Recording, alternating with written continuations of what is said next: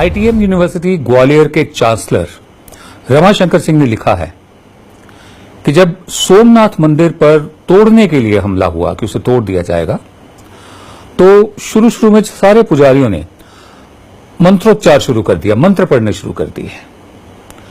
इन मंत्रों में उस सेना को वापस लौटाने के मंत्र शामिल थे, वशीकरण यानी बस में करने के मंत्र शामिल थे, उच्चाटन यानी ध्यान हटाने के मंत्र शामिल थे, हराने के मंत्र शामिल थे और आखिरकार मारने के लिए भी मंत्र शामिल थे।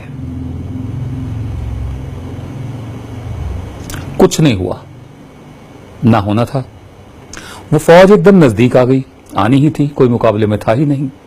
तब सारे पुजारी मंदिर के अंदर के गर्भगृह में इकट्ठे होकर पूरे विश्वास से ज्योतिर्लिंग साक्षात शिव स्वरूप भगवान से कातर भाव से, बेचारगी से सस्वर गाकर मंत्रोच्चार करने लगे, मंत्र पढ़ने लगे कि हे भगवान आप प्रकट हो, तीसरा नेत्र खोलकर ये जो सेना बाहर आई हुई है इसको भस्म कर दें। कुछ ही समय वो सेना मंदिर में प्रवेश कर गई। बाकी इतिहास है, आप सब जानते हैं, ठीक है ना। और आजादी के बाद केंद्र सरकार ने सोमनाथ मंदिर का जीर्णोद्धार किया और आज वो इस रूप में विराजमान है। मैं आपको एक कहानी क्यों सुना रहा हूं? सेना मंदिर को तोड़कर चली गई, मंत्रों में जो ट्रेंड थे, दीक्षित थे, सारे पुजारी ब्राह्मण मारे गए। वो अपने ही झूठ में विश्वास करते थे, औरों को विश्वास दिलाते थे। सदियों से मंत्रोच्चार के मम्बो जम्बो में लोगों को उलझा रखा था और वो यकीन करते थे इसमें।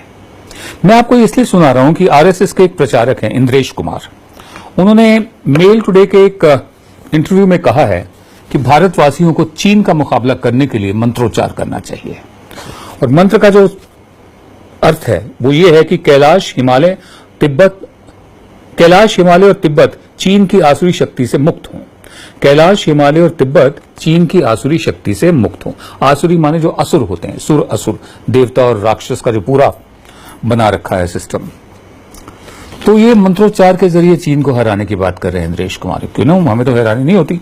जहां इनकी स्कीम ऑफ थिंग्स में, इनकी समझ में पुष्पक विमान उड़ते हों, जहां गणेश जी प्लास्टिक सर्जरी से बनाए गए हों, जहां स्टेम सेल टेक्नोलॉजी ऋषि मुनियों ने बहुत पहले ही इजाद कर ली हो, जहां देसी घी के जरिए बच्चों को प्रिजर्व किया गया हो ताकि बाद में उन्हें खड़ा किया जा सके, तो वहां यह भी संभव है कि आप मंत्र पढ़िए और चीन की सेना एकदम डर के भाग जाएगी।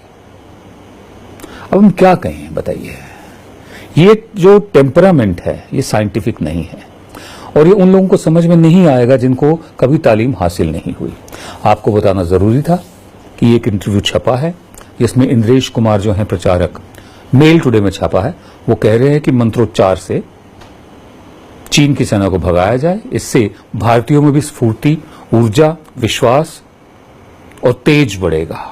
तो चाहे वो हिंदू हो, चाहे मुसलमान हो, चाहे सिख हो, चाहे ईसाई हो, वो इस मंत्र का जाप करें जो भूटान की सीमा पर इस वक्त जो चल रहा है, चीन के साथ हमारा स्टैंड ऑफ चल रहा है, eyeball to eyeball, मंत्र से अपने आप खत्म हो जाएगा, उनका ये मानना है।